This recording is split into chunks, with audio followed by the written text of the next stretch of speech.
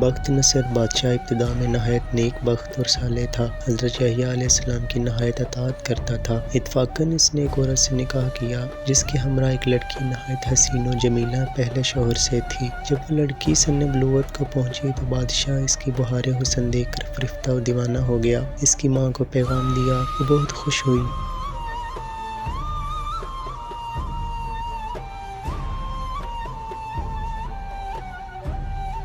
مگر دل میں اندیشہ کیا کہ بادشاہ پیغمبروں کا مطیع و فرما بردار ہے اور نکاح اللہ کے پیغمبر کی شریعت کے خلاف ہے، وہ کیوں اس کام کی اجازت دیں گے؟ اس لیے بادشاہ سے کہا کہ تم اس کا مہر ادا نہ کر سکو گے۔ بادشاہ نے پوچھا کہ کتنا مہر ہے؟ جتنا بھی ہوگا میں دوں گا۔ عورت نے کہا کہ اس کا مہر تمہارے دونوں پیغمبروں کا سر ہے۔ اگر تم یہ مہر ادا کر سکو تو لڑکی حاضر ہے، ورنہ اس کا نام مت لینا۔ بادشاہ نے کہا کہ پیغمبر ہمارے دشمن نہیں بلکہ ہمارے خیر خواہ اور دعا گو ہیں، ان کو بے جرم و گناہ کے قتل کرنا ظلم عظیم ہے۔ اس کے سوا کچھ مانگو، جو مہر کہو مجھے منظور ہے۔ اس نے کہا اس کے سوا کوئی مہر نہیں ہے۔ بادشاہ نے ہوائے نفسانی سے مغلوب ہو کر فوج کو حکم دیا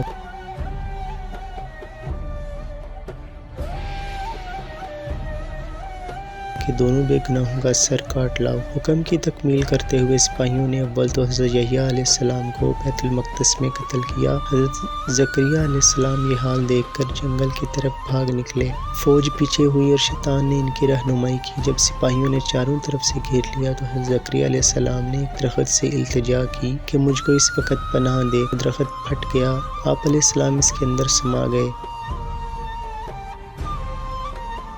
اور پھر بند ہو گیا، لیکن تھوڑا سا کپڑا باہر رہ گیا۔ فوج متحیر ہوئی کہ کہاں غائب ہو گئے۔ شیطان نے نشان دیا کہ اس درخت کے اندر ہیں اور کپڑا ان کے موجود ہونے کی علامت ہے۔ پھر شیطان نے آرے کی ترکیب بتلائی، درخت چیرا گیا۔ جب درخت کے سر تک آ پہنچی تو حضرت زکریا علیہ السلام نے سسکی بھری حکم الہی نازل ہوا، اگر اف کرو گے تو پیغمبری سے خارج کر دیے جاؤ گے۔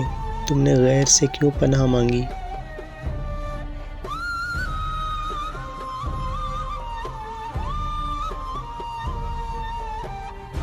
اگر ہم سے التجا کرتے تو کیا ہم پناہ نہیں دے سکتے تھے؟ اب اس کا مزہ چکھو اور چپ چاپ سر پر آرا چلنے دو۔ غرضیہ کے سر سے پاؤں تک جسم چیرا گیا۔ حضرت زکریا علیہ السلام نے اف تک نہ کی۔ جب دونوں پیغمبر اس بے دردی سے قتل ہوئے تو غضب الہی نازل ہوا، دن تاریک ہو گیا۔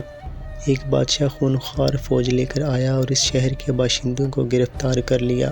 حضرت یحییٰ علیہ السلام کا خون بہنا بند نہ ہوتا تھا۔ جب قبر میں رکھتے تھے تو قبر خون سے لبریز ہو جاتی تھی۔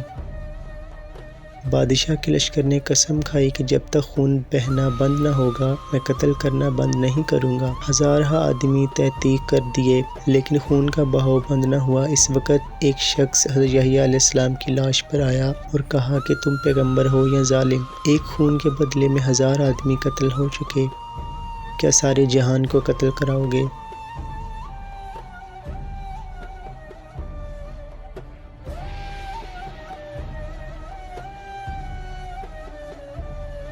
اتنا کہنا تھا کہ خون بہنا بند ہو گیا۔ حضرت یحییٰ علیہ السلام کی قبر مبارک جامع دمشق میں ہے۔